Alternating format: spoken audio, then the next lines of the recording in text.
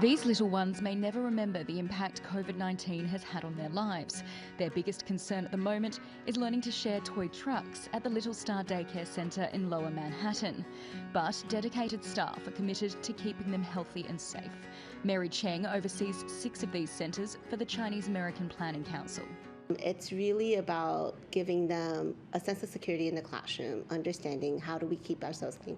The teachers really go into the bathrooms with the children, wash their hands together, just really show them the correct way to do it, especially for the younger ones.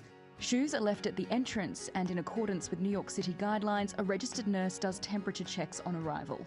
All staff and children over the age of 2 must wear masks. The guidelines also limit centres to 15 children per room. Childcare centres are torn about that regulation. On the one hand, they fear that's too many, but on the other, they're concerned about long-term revenue.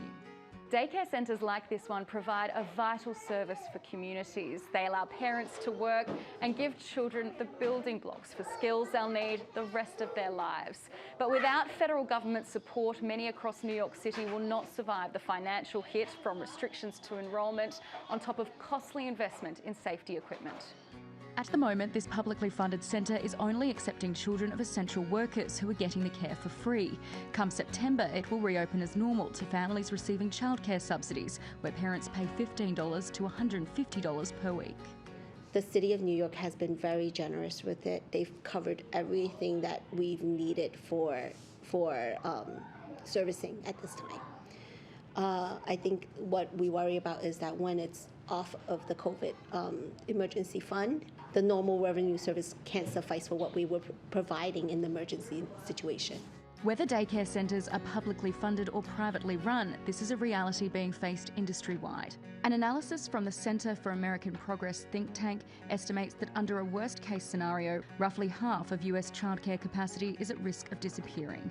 The sector is now relying on the US Congress to pass another multi-billion-dollar relief package. There needs to be a bailout of the childcare system. Not only are parents afraid to send their kids, but they're also unable to pay tuition if they're not working. And so basically childcare providers have taken significant hits to their financial well-being. So we did a study earlier this summer where we talked to childcare providers who have largely shut down, and many of them said they could not make it through the summer.